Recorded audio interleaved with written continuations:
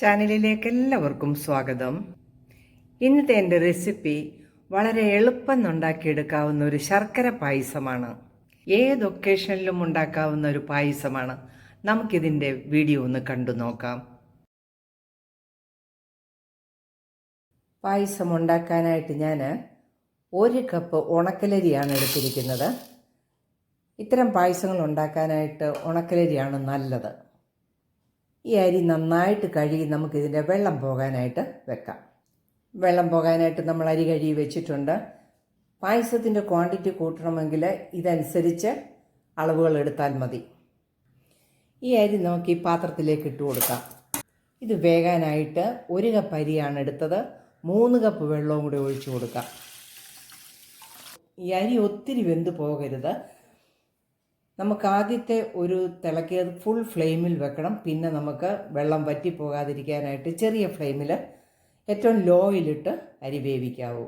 നമുക്കിത് വേകാനായിട്ട് വെക്കാം. പായസം ഉണ്ടാക്കാനായിട്ട് ഞാൻ 1 ശർക്കര ഉണ്ട മാത്രമേ എടുത്തിട്ടുള്ളൂ. നമുക്കിതിന് ഒന്ന് പാനിയാക്കിയെടുക്കാം. ഈ പാത്രത്തിലേക്ക് ശർക്കര ഉണ്ട ഇട്ട് കൊടുക്കാം. 1/2 കപ്പ് വെള്ളവും കൂടി ഒഴിച്ചു കൊടുക്കാം. ഇത് നമുക്കൊന്ന് പാനിയാക്കാം. ഈ സിമ്പിളായിട്ടുണ്ടാക്കുന്ന പായസത്തിന് തേങ്ങാപ്പാൽ ഞാൻ എടുക്കുന്നില്ല. ഈ തേങ്ങ നമുക്ക് മിക്സിയിലൊന്നിട്ട് അരച്ചെടുക്കുകയാണ്. ഒത്തിരി അങ്ങ് അരയുകയും ചെയ്യരുത്. നമുക്കിത് മിക്സിയിലേക്ക് ഇട്ട് കൊടുക്കാം. 1 കപ്പ് തേങ്ങയാണ് എടുത്തിരിക്കുന്നത്. 1 കപ്പ് ഇളം ചൂടുവെള്ളമാണ് ഇതിലേക്ക് ഒഴിക്കുന്നത്. നമുക്കിതും ഒന്ന് അടിച്ചു വെക്കാം. ഒത്തിരി അരഞ്ഞു പോകണ്ട. നമുക്കിതൊന്ന് അരച്ചുകൊണ്ട് വരാം. അരി നല്ലതുപോലെ തിളച്ച് വന്നിട്ടുണ്ട്. ഇനി നമുക്ക് ലോ ഫ്ലെയിമിൽ വേണം ഇത് വേവിക്കാൻ. വെള്ളം വറ്റി പോകാതിരിക്കാൻ വേണ്ടിയാണ് ലോ ഫ്ലെയിമിലേക്ക് ഇട്ട് കൊടുത്തിട്ടുണ്ട്. ഈ അരി ഒത്തിരി വെന്ത് കുഴഞ്ഞു പോകാതെ നമുക്കൊന്ന് പറ്റിച്ചെടുക്കാം. ശർക്കര നല്ല പാനിയായിട്ടുണ്ട്. നമുക്ക് ഫ്ലെയിം ഓഫ് ചെയ്ത് കൊടുക്കാം. നമുക്ക് ചോറൊന്ന് നോക്കാം. ആവശ്യത്തിന് വെന്തിട്ടുണ്ട്. നമുക്ക് ഫ്ലെയിം ഓഫ് ചെയ്ത് കൊടുക്കാം. കുറച്ച് കഴിഞ്ഞ് വീണ്ടും നമുക്ക് ഓൺ ചെയ്ത് കൊടുക്കാം. നമ്മളുണ്ടാക്കി വെച്ചിരുന്ന ശർക്കര പാനി ഇതിലേക്ക് അരിച്ചൊഴിച്ച് കൊടുക്കാം. കല്ലും കട്ടയൊന്നുമില്ല. നന്നായിട്ടെല്ലാം കൂടി ഒന്നുകൂടെ മിക്സ് ചെയ്യാം. ലാസ്റ്റ് മധുരം നമുക്ക് പോരുന്നുണ്ടെങ്കിൽ വീണ്ടും കുറച്ചും കൂടെ ചേർക്കാം. ഇപ്പോൾ ഇത് ആവശ്യത്തിനുണ്ട്. നമുക്കൊന്ന് പായസം എല്ലാം ചെയ്ത് കഴിയുമ്പോൾ നമുക്കിതിൻ്റെ മധുരം ഒന്ന് നോക്കാം. നമുക്ക് ഫ്ലെയിം വീണ്ടും ഓണാക്കിക്കൊണ്ട് ഈ പായസം ഒന്നുകൂടി ഒന്ന് തിളച്ച് വറ്റി വരണം. വെള്ള ശർക്കര ആയതുകൊണ്ടാണ് മധുരം തോന്നാത്തത്. നല്ല ആവശ്യത്തിന് പായസത്തിന് മധുരമുണ്ട്.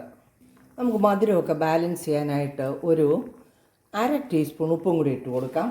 നന്നായിട്ടെല്ലാം കൂടി ഒന്നുകൂടെ ഇളക്കി കൊടുക്കാം. ചെറിയ ഫ്ലെയിമിൽ നമുക്കിതൊന്ന് കുറച്ചും കൂടെ വറ്റിച്ചെടുക്കാം. മധുരം ചേർക്കുന്ന അവനവൻ്റെ ഇഷ്ടത്തിനനുസരിച്ച് ചേർക്കണം. പായസം നല്ലപോലെ കുറുകി വന്നിട്ടുണ്ട്.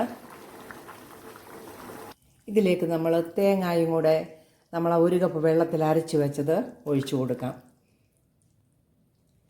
ഇങ്ങനെ ചെയ്യാൻ ഇഷ്ടം ഇല്ലാത്തവർക്ക് തേങ്ങാപ്പാൽ വേണമെങ്കിലും ഒഴിച്ചെടുക്കാം. നന്നായിട്ടൊന്ന് ഇളക്കി കൊടുക്കാം. ഏത് ഒക്കേഷനിലും നമുക്ക് ഈ പായസം ഉണ്ടാക്കിയെടുക്കാവുന്നതാണ്.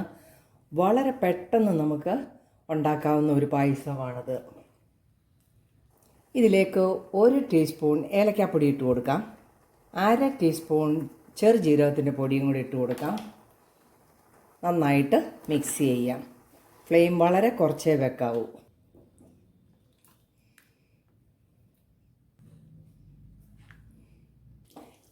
ഈ പായസത്തിലേക്ക് ഞാൻ 2 ടേബിൾ സ്പൂൺ നെയ്ക്കകത്ത് തേങ്ങാക്കൊത്തും കാഷ്യൂനട്ടും റൈസിൻസും വറുത്തെടുത്തതാണ് ഇതിലേക്ക് ഇട്ട് കൊടുക്കാം. നന്നായിട്ടൊന്ന് ഇളക്കി കൊടുക്കാം. വളരെ പെട്ടെന്നാണ് നമ്മൾ ഈ പായസം ഉണ്ടാക്കിയെടുത്തത്.